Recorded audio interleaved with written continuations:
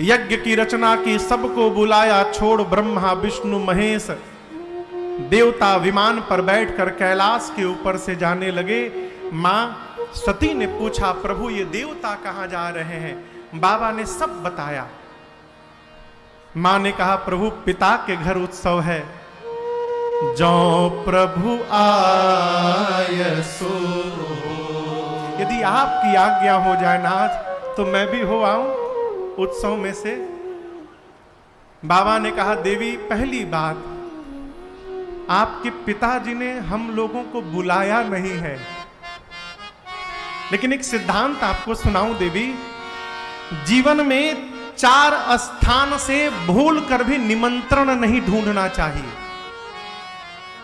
4 स्थान पर बिना बुलाए जाना चाहिए। कहां? पिता के घर कोई उत्सव हो तो बिना बुलाए पहुंचना चाहिए। मित्र के घर कोई उत्सव हो बिना बुलाए जाना चाहिए। सदगुरु के घर कोई उत्सव हो बिना बुलाए जाना चाहिए। और अपने स्वामी के घर कोई उत्सव हो रहा हो तो वहां भी बिना बुलाए जाना चाहिए। इन 4 स्थानों से निमंत्रण नहीं ढूंढना चाहिए। परंतु देवी, यदि जानबूझकर नहीं बुलाया गया है तो मैं कहता हूं, ताहां गए कल्याण न हो। वहां जाने पर कल्याण होने वाला नहीं है। मां नहीं मानी। अंत में मुख्य गणों को बाबा ने साथ में देकर भेजा।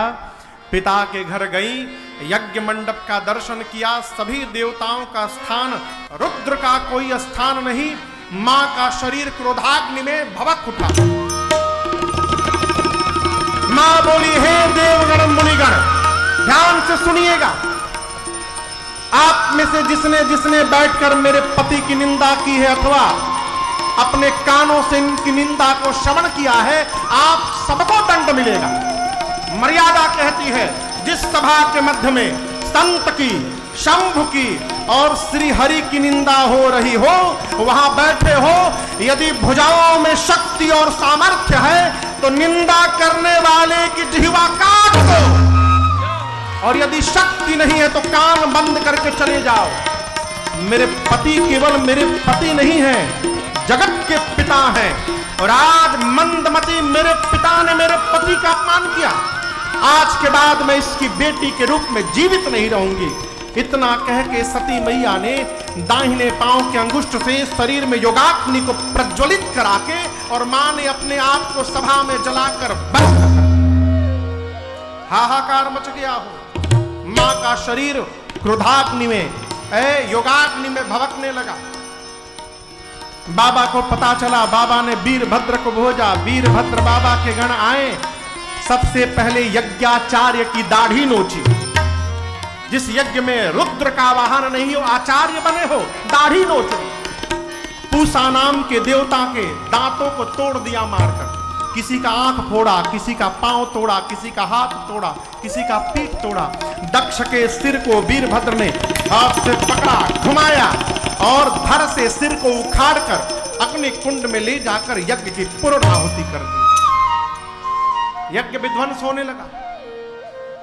बाद में यज्ञ को बचाने के लिए यज्ञ नारायण है न हो, उनकी रक्षा करने के लिए भगवान श्री हरि, भगवान शिव का आवाहन हुआ।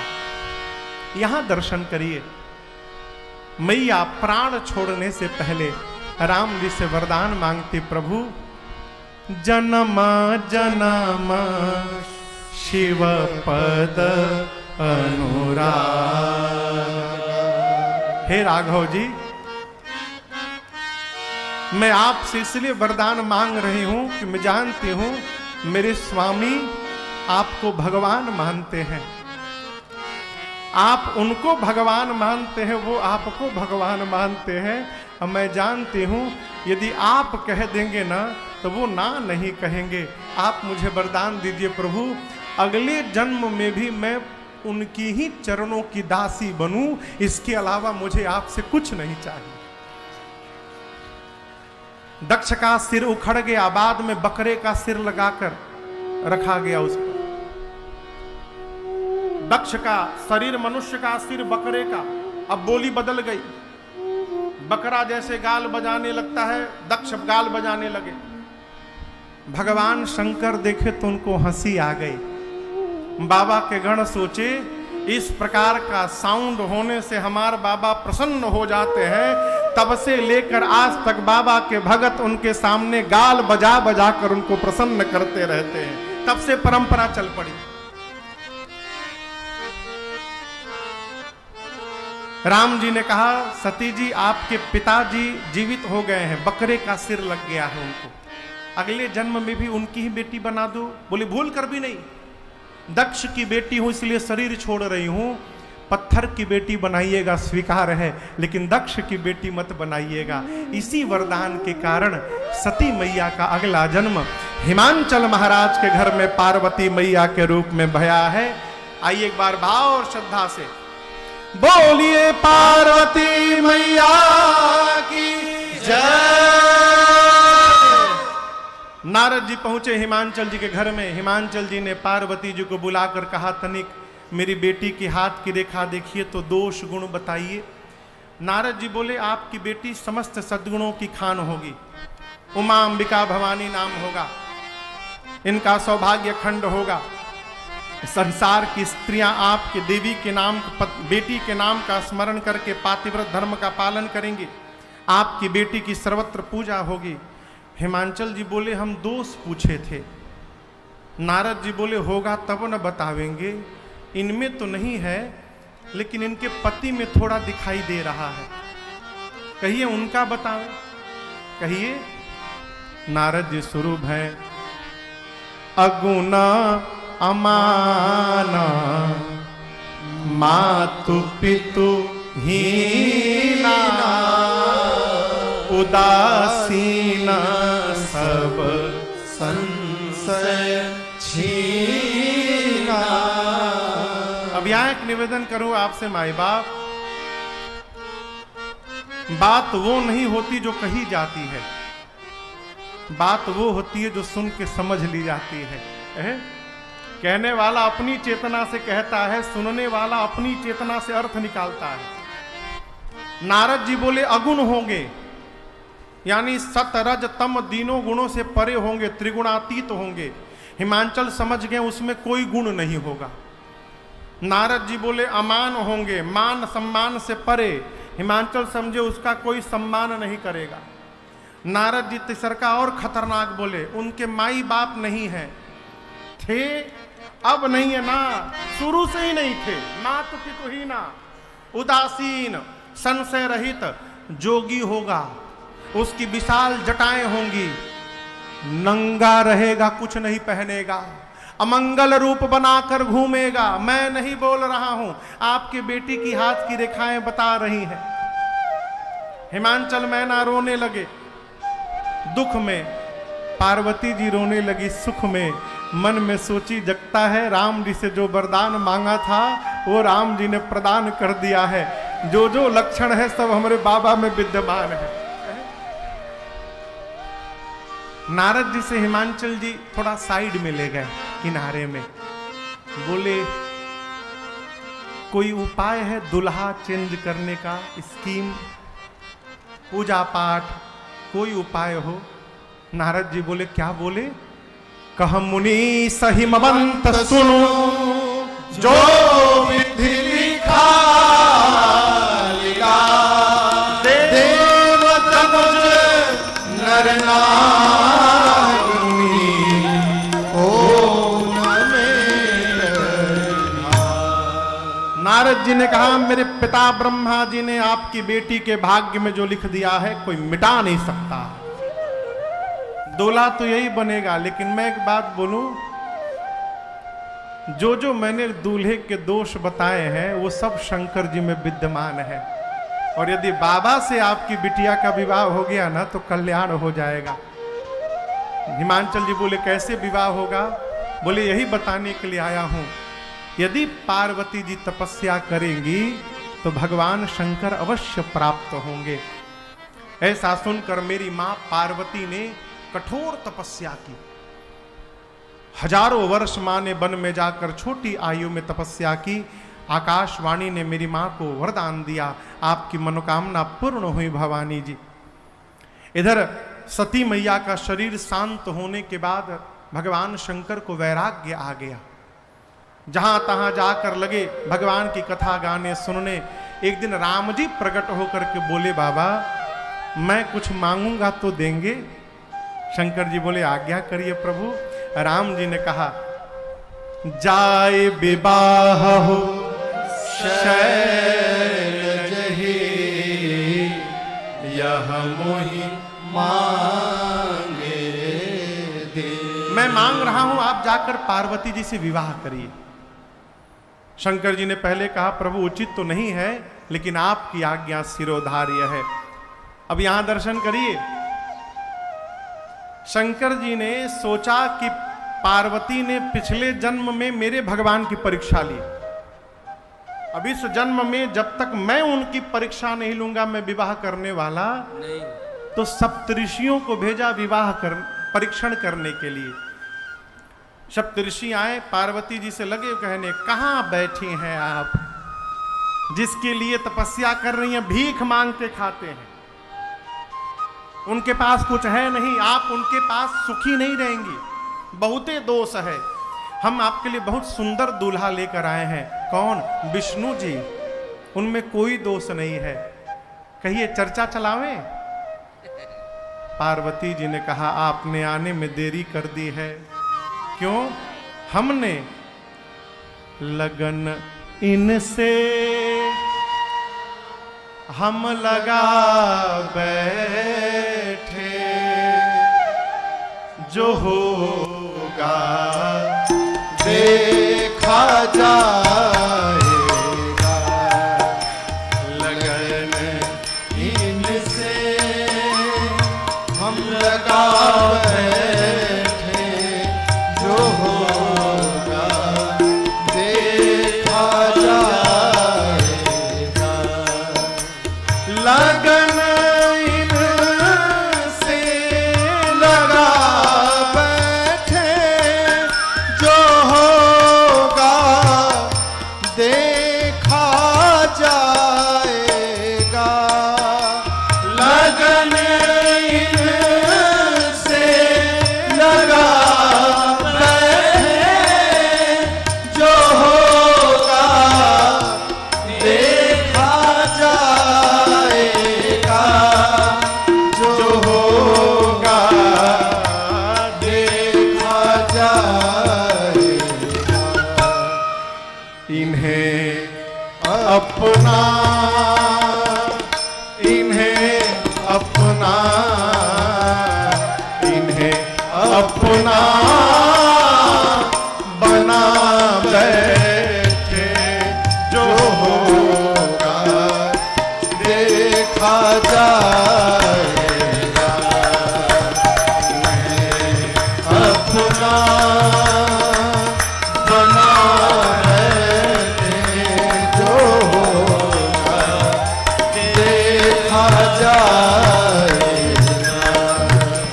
लगन इनसे लगा बैठे, जो होगा देखा जाएगा। कभी दुनिया से डरते थे, तो छुप छुप याद करते थे। कभी दुनिया से डरते थे, तो छुप छुप याद करते थे। तो छुप छुप याद करते। अब शर्म हम बीच खा बैठे, शर्म हम बीच खा बैठे, जो होगा देखा जाएगा। शर्म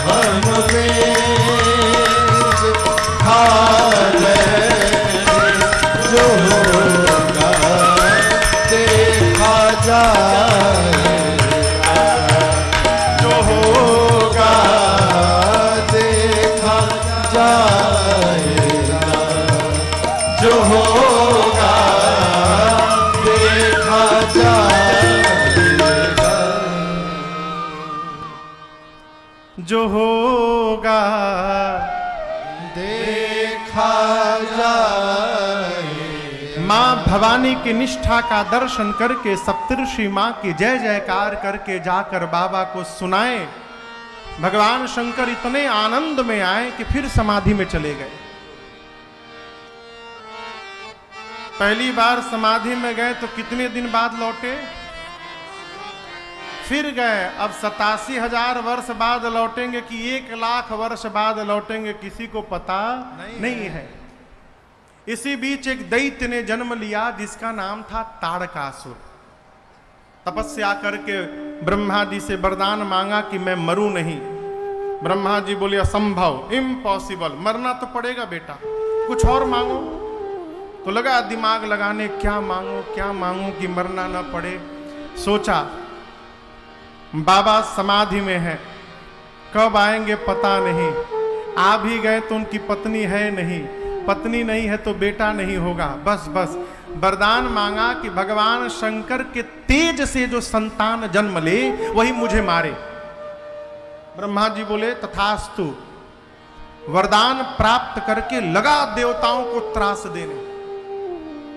अच्छा ये देखिए, जितने राक्षस हैं ये सब देवताओं से ही वरदान पाकर उन्हीं पर अप्लाई भी कर देते हैं।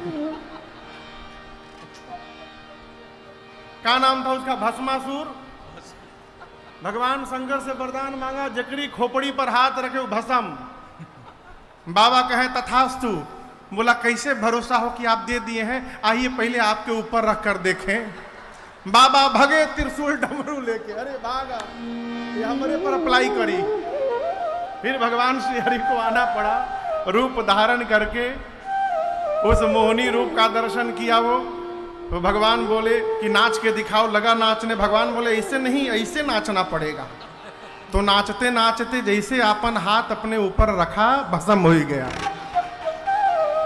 शंकर जी बोले प्रभु अब जान में जान आई, तो हमारे ऊपर अप्लाई करने वाला था। ब्रह्मा जी से वरदान लिया, देवताओं को त्रास देने लगा। देवता भागे ब्रह्मा जी के पास, कौन सा वरदान दे दिया, मर ही नहीं रहा है। ब्रह्मा जी बोले ऐसे नहीं मरेगा, ऐसा ऐसा वरदान लिया है। इंद्र बोले फिर तो मर भया। ब्रह्मा जी बोले पक्का मरेगा, कन्या विवाह के लिए तैयार है, आप लोग केवल दूल्हे को तैयार कर दीजिए। इंद्र बोले दूसरा कोई उपाय नहीं है, जो उनको समाधि से बाहर जगाने जाएगा। ताड़कासुर तो बाद में मारेगा, वो जगेंगे तो पहले मार डालेंगे उसको।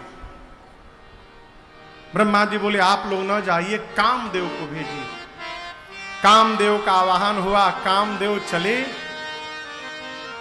48 मिनट लगा है ब्रह्मलोक से कैलाश जाने में कामदेव को। कितना देर? 48। 2 दंड, एक दंड 24 मिनट का होता है, 48 मिनट लगा। और इस 48 मिनट में पूरी सृष्टि काम के वशीभूत हो गई। लेकिन कामदेव जाकर कैलाश में देखे कि भगवान शंकर पर कोई प्रभाव नहीं पड़ा। कैसे पड़ेगा हो? जहां राम जी प्रवेश कर जाते हैं वहां काम प्रवेश करने वाला नहीं है। क्रोध आया, मृत्यु को निश्चित जानकर एक आम के वृक्ष पर पत्तों के पीछे छिप गया। धनुष पर 5 बाण रखकर खींचा कान तक और छोड़ा। जैसे बाण बाबा के हृदय में लगा, बाबा का नेत्र खुल गया। किसने मारा? दाहिने देखे, बाएं देखे, नीचे देखे, तब तक अम्र पल्लवों के पीछे छिपे काम पर दृष्टि गई और बाबा का तीसरा नेत्र खुला। ताबा शिवती नयन उघारा, चितवत काम भयो परिछारा, चितवत काम भयो परिछारा, चितवत काम भयो परिछारा। ऐ बाबा का तीसरा नेत्र खुला, कामदेव तत्क्षण जलकर भस्म हो गए। हाहाकार मच गया। कामदेव की पत्नी रति रोते रोते बाबा के पास आई। बाबा को दया आ गई, बोले रति जाओ, अब ते रति तवनाथ कर होय ही नाम अनंग बिनु बपु व्यापी सब पुनि सुनु निज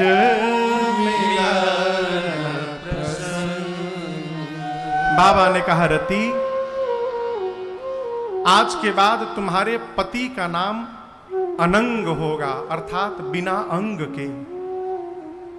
अर्थ है रति तुम्हारे पति बिना शरीर आज के बाद सब में व्याप्त होंगे। उसी दिन से कामदेव का वास हमारे शरीर के रक्त की धमनियों में हो गया, सर्वत्र विराजमान। रति ने पूछा प्रभु मुझे कब मिलेंगे? बाबा ने कहा द्वापर में जब पृथ्वी के भार का हरण करने के लिए परमात्मा श्री कृष्ण अवतार लेंगे तो भगवान श्री कृष्ण जी के पुत्र प्रद्युम्न आपको पुनः पति के रूप में प्राप्त हो जाएंगे। ये मेरा आपको आशीर्वाद है। रति प्रणाम करके गई। देवता सुने कि काम भस्म हो गए। रति को वरदान मिला। देवता पहुंचे ब्रह्मलोक, ब्रह्मा जी सबको लेकर पहुंचे बैकुंठ श्रीहरि के पास। भगवान श्रीहरि सबको लेकर पहुंचे कैलाश। सारा देव समाज एक साथ आया। लेकिन यहां एक आपसे निवेदन करूं, आदमी जब डरा होता है ना तो जितने आदमी उतने भगवान।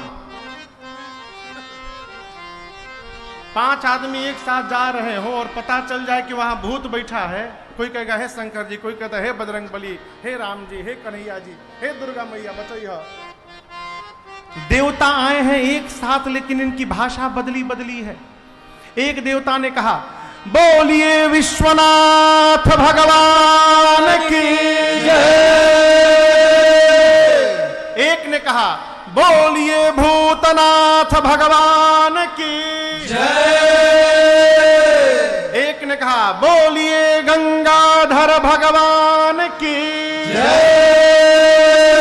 बाबा कहते पृथक पृथक तीन कीन प्रशंसा, अलग अलग काम नहीं बना।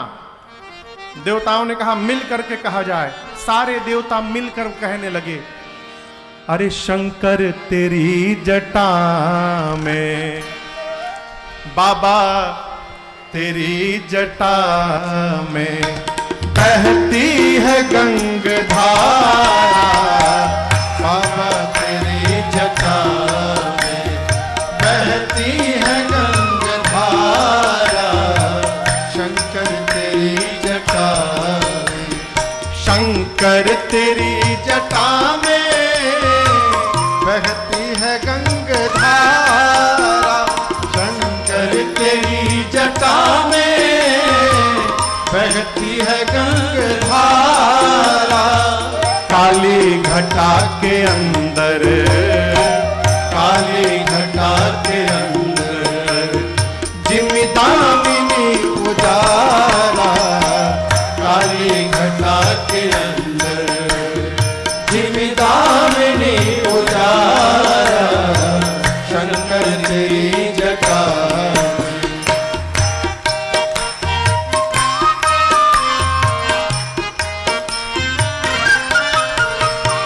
गल मुंड माल राजे, शशि भाल पर विराजे, गल मुंड माल राजे, शशि भाल पर विराजे, गल मुंड माल राजे, शशि भाल पर विराजे, गल मुंड माल राजे, शशि भाल पर विराजे। अरे डमरू निनाद बाजे, डमरू निनाद बाजे, कर में त्रिशूल धारा, डमरू निनाद बाजे, कर में त्रिशूल धारा, शंकर तेरी जटा में बहती है गंगाधारा, शंकर तेरी जटा में।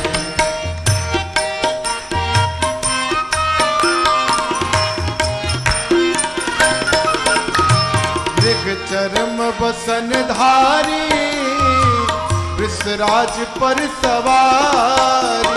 मृग चरम बसन धारी, वृषराज पर सवारी। मृग चरम बसन धारी, वृषराज पर सवारी। मृग चरम बसन धारी, वृषराज पर सवारी। निज भक्त दुख हारी, निज भक्त दुख हारी। कैलाश में बिहारा, निज भक्त दुख हारी। कैलाश में बिहारा, शंकर तेरी जटा में।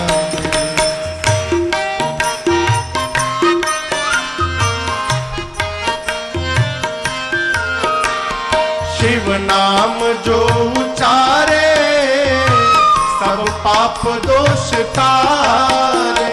शिव नाम जो उचारे, सब पाप दोष टारे। एक बार हर हर महादेव, हर हर महादेव, हर हर महादेव, हर हर महादेव, हर हर महादेव, हर हर महादेव। हर नाम जो उचारे, सब पाप दोष तारे।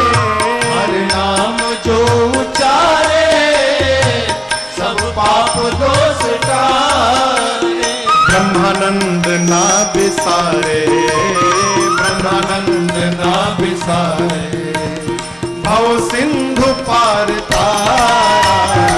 ब्रह्मानंद ना बिसारे। भव सिंधु पार तारा, शंकर तेरी जटा में बहती है गंगाधारा। अरे बाबा तेरी जटा में, अरे बाबा तेरी जटा में बहती है गंगाधारा। कर्पूर गौर करुणावतार, संसार सार भुजगेंद्र हार। सोहे जटा जूट सुर सरीधार। हर हर बम बम शंकर उदार, हर हर बम बम शंकर उदार, हर हर बम बम शंकर उदार। हे नीलकंठ नंदी सवार, हे चंद्रमौलि सुनिए पुकारा। जय भूतनाथ तन भस्म छार, हर हर बम बम शंकर उदार, हर हर बम बम शंकर उदार, हर हर बम बम शंकर उदार। हे शिव समर्थ संहार मार, दुल्हा बनिए सबके विचार। राजन शिकारी आए हैं द्वार, हर हर बम बम शंकर उदार, हर हर बम बम शंकर उदार, हर हर बम बम शंकर उदार। सारा देव समाज मिलकर भगवान की स्तुति किए। बाबा प्रसन्न भय, देवताओं से पूछे कहिए क्यों आए हैं। ब्रह्मा जी ने इंद्र से कहा पूछ रहे हैं बताइए क्यों आए हैं। इंद्र बोले हम नहीं बोलेंगे आप बोलिए। क्यों? मार दिए तो? ब्रह्मा जी बोले अमर बोले हैं ना आप लोगों को, कहू अमर आ एक ही हेतु। यदि अपने मुख से अमर बोल रहे हैं तो कैसे मार देंगे।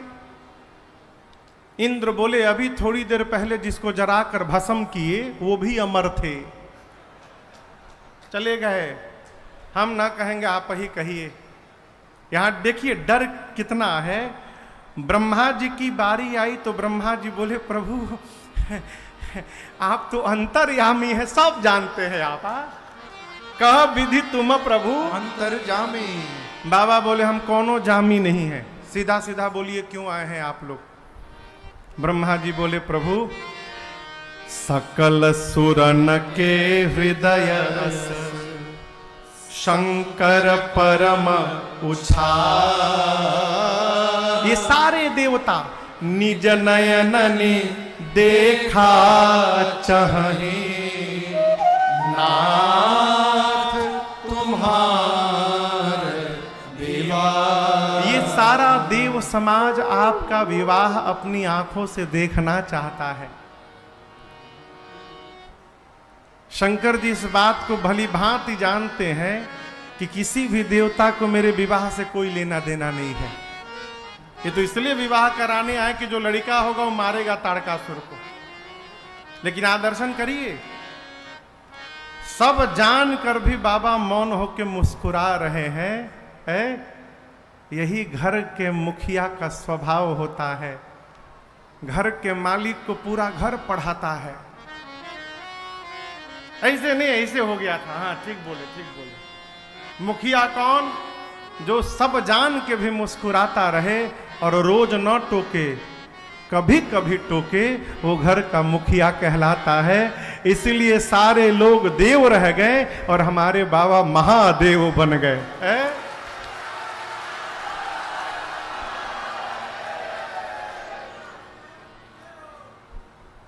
बाबा ने कहा चलिए मैं तैयार हूं, विवाह के लिए तैयार हूं। देवता दुंदुभी बजाकर पुष्प की वर्षा किए। ब्रह्मा जी ने सप्तऋषियों को पुनः भेजा हिमांचल जी के नगर। गए, वहां से मुहूर्त लेकर आए। सामान्य व्यवहार में हम और आप महाशिवरात्रि को बाबा का विवाह मनाते हैं, परंतु पुराण भगवान कहते हैं भगवान शंकर के विवाह की तिथि है बैसाख महीना, शुक्ल पक्ष पंचमी तिथि, दिन था गुरुवार का। लोकाचार में हम और आप महाशिवरात्रि को मनाते हैं। ब्रह्मा जी सभी देवताओं को मुहूर्त बताएं और कहें कि ठीक शाम को 5 बजे सारे देवता बराती बन बन के निजी वाहनों द्वारा, दूल्हे की ओर से कोई भी वाहन की व्यवस्था नहीं की गई है, अस्तु सारे देवता बराती बन के निजी वाहनों द्वारा 5 बजे शाम को कैलाश पहुंचने की कृपा करेंगे। 5 बजे बारात कैलाश से हिमांचल जी के नगर की ओर प्रस्थान करेगी। सारे देवता जय जयकार करके गए। विवाह का दिन आया, जिस दिन विवाह होना है बाबा का। 5 से 2 घंटा पहले 3 बजा। कितना बजा? 3। बाबा एकदम आनंद में बैठे हैं कि बाराती लोग आएंगे तो बस चलना ही तो है, हमको क्या करना है। लेकिन बाबा के गण परेशान है, भृंगी श्रृंगी दोनों परेशान। बाबा बोले इतने परेशान क्यों हो आप लोग? गण बोले बाबा बताइए, एक भी देवता आपको सजाने आज नहीं आया, एक भी देवता। शंकर जी बोले अपने से टाइम मिलेगी तब ना हमारी याद आएगी। देखिए वर्तमान समय में विवाह में कन्या के घर में संगीत का कार्यक्रम होता है, नहीं तो दूल्हे के घर में संगीत का कार्यक्रम होता है। मेरे बाबा का विवाह पूरे ब्रह्मांड का इकलौता विवाह है जहां दूल्हे के घर में कोई संगीत का कार्यक्रम नहीं, सारा संगीत का कार्यक्रम बारातियों के घर में हो रहा है। यहां लिखा है लगे सवारन सकल सुर वाहन विविध विमान, हो ही सगुन मंगल शुभद करही अपछरा गाम। देवलोक में देवताओं के घर में अप्सराएं नृत्य कर रही हैं, वाद्य बज रहा है, सभी लोग अपनी अपनी गाड़ी सजाने में बिजी हैं। गरुण जी के ऊपर चलते हैं भगवान श्री हरि विष्णु जी। विष्णु भगवान गरुण जी को नहलाकर खूब सुंदर साफ सुथरा करके उनके ऊपर लाल रंग की चांदनी उड़ा रहे हैं, गले में फूलों की माला पहना रहे हैं। इंद्र अपने ऐरावत को रगड़ रगड़ के धो रहे हैं, गले में माला झालर पहना रहे हैं। यमराज के पास करिया रंग का भैंसा है, वो एक बार इंद्र का हाथी देखे, एक बार अपन भैंसा देखे, बोले बताओ वो कितना गोर है, ये करिया है। रगड़ रगड़ के धोने लगे, थोड़ा भी चमक जाए आज।